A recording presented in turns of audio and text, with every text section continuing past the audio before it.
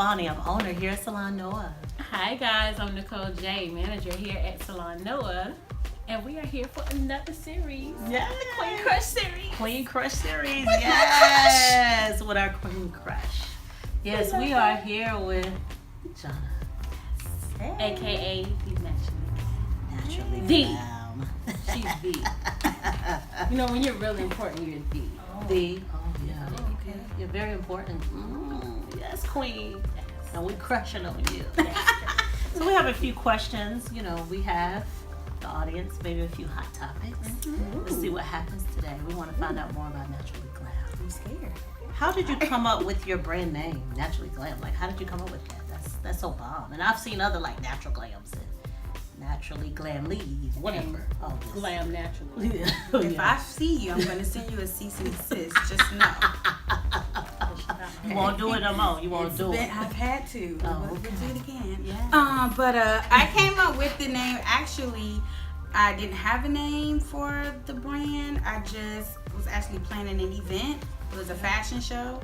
It's a natural hair fashion show, and that was supposed to be the name for the fashion show. It's supposed to be the Naturally Glam fashion show. But as I was planning, something just kept saying like, it's more.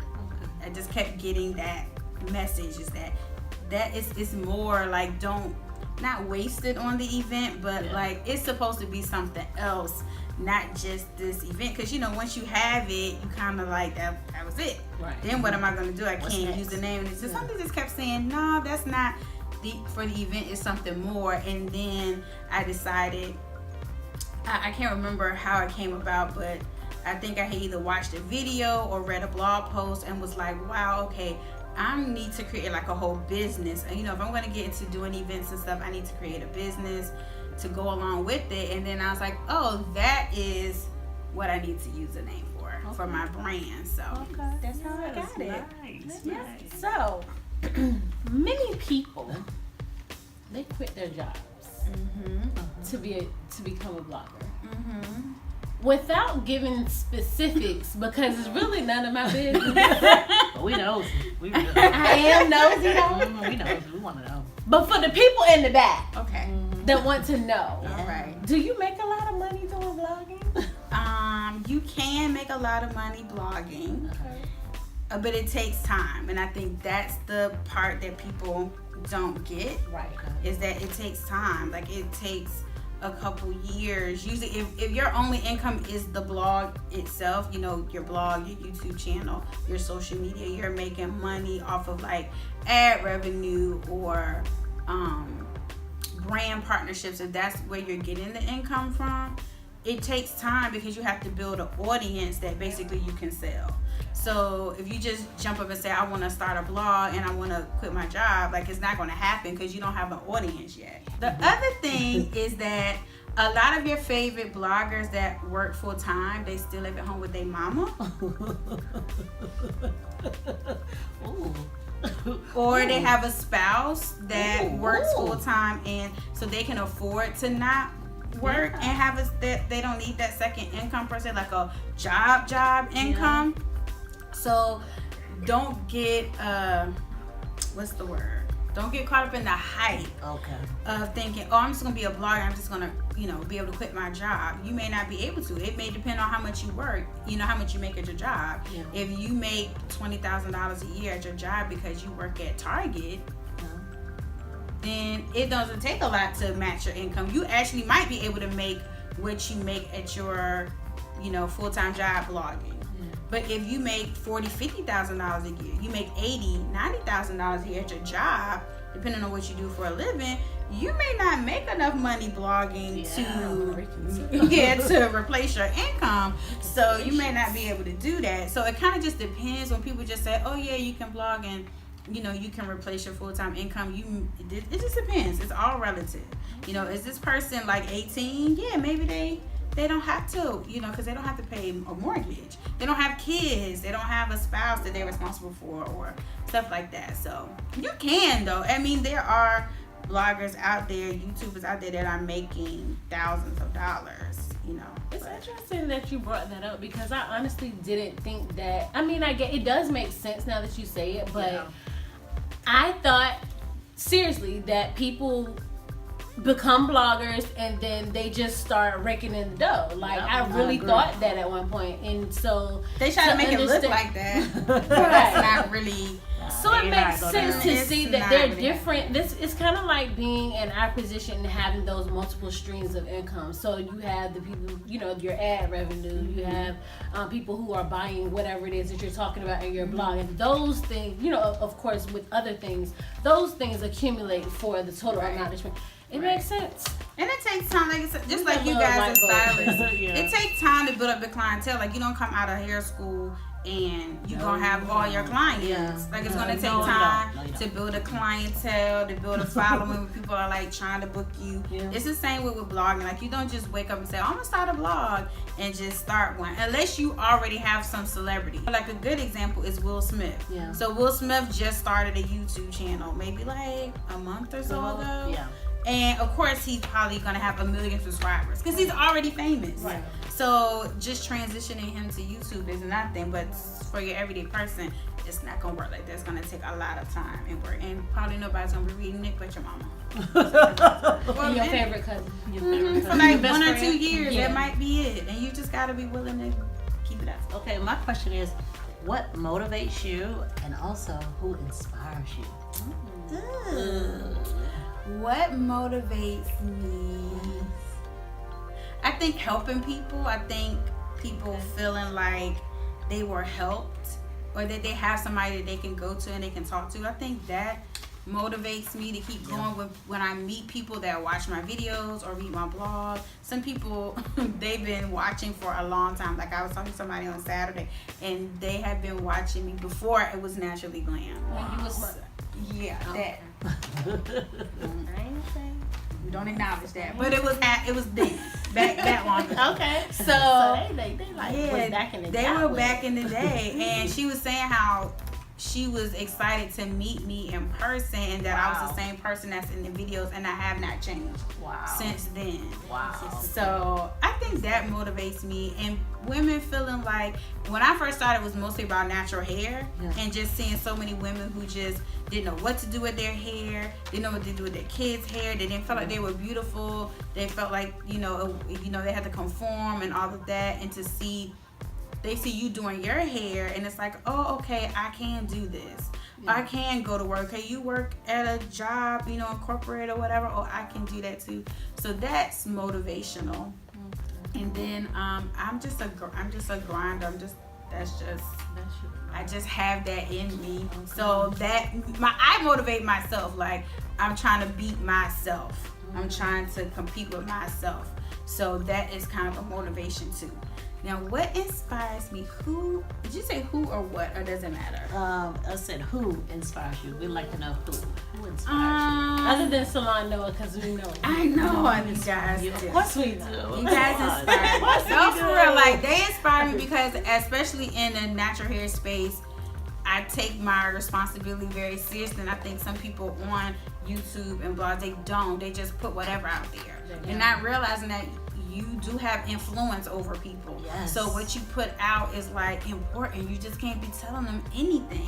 So I always make sure I'm calling them like, okay, I'm about to write a blog post about this. Now I want to get a professional perspective before I write this article, so that whoever's reading it is getting professional based information and not just what I tried or what I think. I gotta say right now, if I had to say one person that's inspired me right now, is my boo Dana Bolden. Dana Bolden.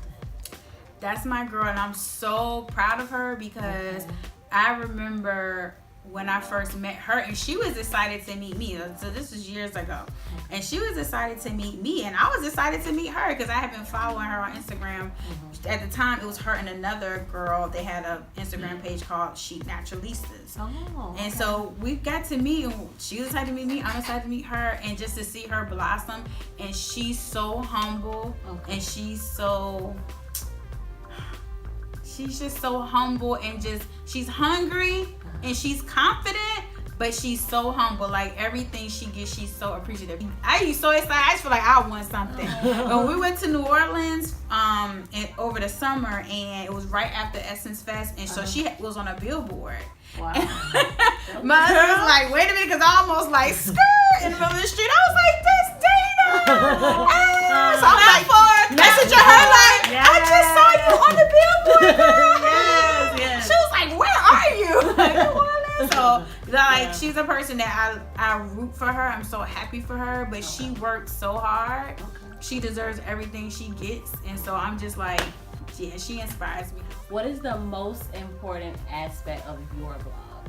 Not of blogging in general, like, you know, what everybody might want to do, but of your specific blog. I don't think there's like one particular thing that I blog about that's the most important. I think maybe it's just the way I blog. I just try to agree to that. Speak like if you read my blog, I write like I talk. Like I literally read my blog posts on my podcast. Wow. Okay. So, and sometimes I don't even have to like ad lib or anything. I can literally read it word for word, and it would just sound like how I talk. So that's how I write. Right. So I think that's probably the most important thing about my blog is that it's written from a real perspective. It's like a hey girl, hey. And I try to make things basic because I'm pretty basic. And that's the whole concept of Naturally Glam. It's like the tagline is where being glam comes naturally. Yeah. So it's not about like having to, oh, y'all like that? Okay. So it's not really about like, okay, we're all beat down and all of that. But you can be just as glam, like whatever comes from inside. Like basically it's what comes on the inside out. And your outside, it really just reflects how you feel about yourself. So typically, like if you feel really good about yourself, you want to like show that on the outside. So you may beat your face a little bit, or you know, you may put on your cute outfit because you feel good about yourself, so you want to reflect that on the outside. So I think that's probably the most important thing to me about my blog is just making it real and making it like accessible to like the everyday woman. Like you can do this too, girl. Like you can travel, you can eat healthy even though you're busy, you can work out even though you got rolls. Like you can still work out, you know, you can still be healthy, you can still do your hair, you know, you still need to go to a stylist though, but you can still do your hair. Like, so I think that's balance. I definitely agree. That would be what I would say the most important aspect of your blog would be, because there are so many people who give generalized information based off the general public and general education, but to read your blog and to hear you speak, it's the same. It's like you can literally, when you're reading, you can literally hear you saying the words that are on the blog. And that's what I am able to relate the most to when reading your blog, as well as, you know, reading or listening to a video. I can still hear those same words. So when you say "girl," space, comma, you know, I know, like she really want me to get this point. Right, so let me make sure I get comfortable so I can getting up on you. So got it. So definitely, I definitely agree. My question is, what is the culture of Naturally Glam?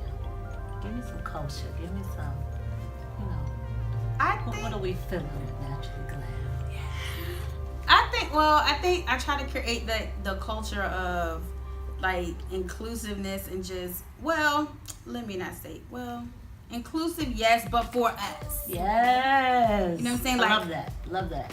I'm black. I say that all the time. Yes. I'm black. Hello, if you didn't know, I'm black. Caramel-ish, you know what I'm saying? Yeah, she pretty. I try to like really focus on, like anybody can read my blog. I know that that's who my audience is. I know my audience is black women of color. So I'm gonna try to play around with that. Like it is what it is. Anybody can read it, but I'm speaking to black women. So if I get reached out to by a makeup brand and they don't make foundation that's darker than me, I don't talk about it. Yeah. Gotcha. Sorry. If you guys come out with some darker shades, hit your girl up. But if you send me medium dark or dark and it's too light for me, I'm confused. Right. And it's happened before, and it's like been a couple of big name brands, and they sent me stuff, and I'm saying, if this is the darkest shade you got, I'm so sorry. I appreciate you sending it to me, but I cannot talk about this on my blog because my audience cannot go out and purchase it. So why am I even telling them about it? It doesn't matter if you paying me. I still my goal is to serve the audience. Like as a blogger, and I think sometimes people get that part a little mixed up. Yeah. They forget about it's about the audience. So if whatever you're talking about is not going to serve your audience, what is the point?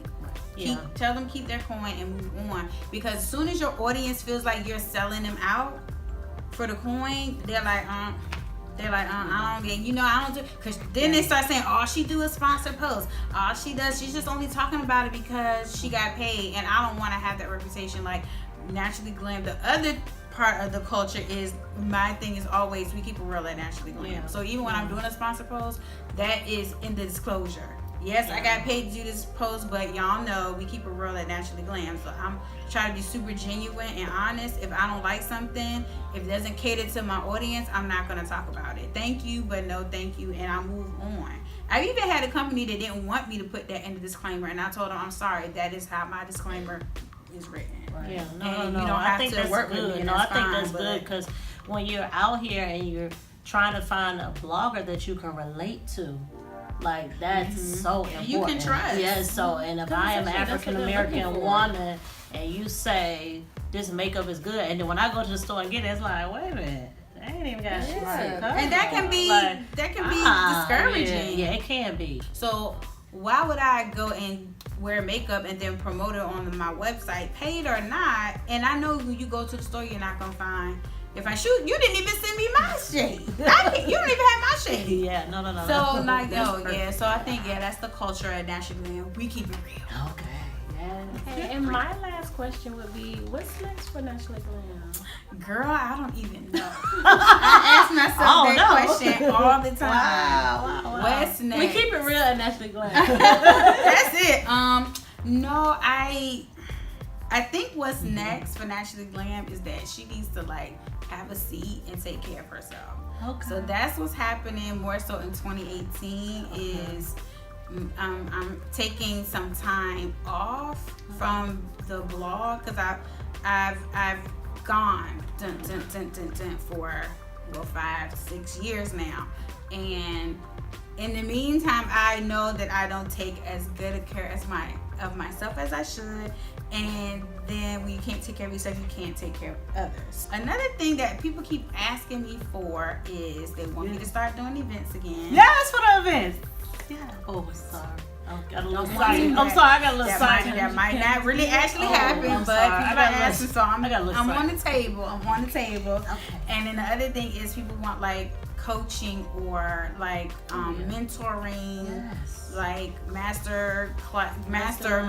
So Yes. I'm thinking about starting. I said I was gonna start a mastermind group this year, but then I went back to the first thing I said. Then I get to take better care of myself. So I'm still on the You fence. can feel when you do that, you're still helping. And doing Yeah, for other it takes people a and lot not of yourself. time. And I'm a type of person that like I'll take on other people's Issues. problems, Yeah. and I get wrapped up in trying to like fix them, and I just go so hard. Like if somebody asks me for help with something, I go like probably all the way in. I get deep in. So I know that about myself. So it's like I may have to figure out how that's gonna look so that I can still protect some of my personal space. And not anything concrete to look for. Okay. Maybe I'll come out here and be a little snatch. You know what I'm saying? Later this year, that's the goal. Right. Get a little snatch. Get a little snatchy snatch.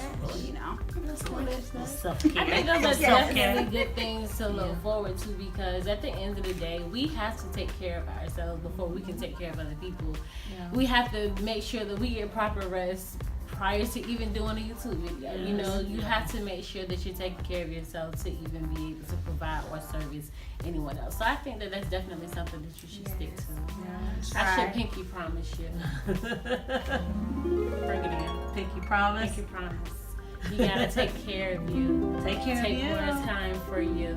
Yes. Do what you need to do to make sure that y'all is good. Yes. Cause I be needing your brain, girl. I know. I don't need you to be That's really selfish. You know what I'm saying? Like I need you to be okay because Yes. I'm in need some help. Yeah, this was amazing. You guys see why we're really crushing on this queen? Yeah, she's amazing. Naturally Glam. Can you give everybody your social media handles so they can find you and search you out, go on your blog, follow your blog, and just fall in love like we do here at Salon Noah.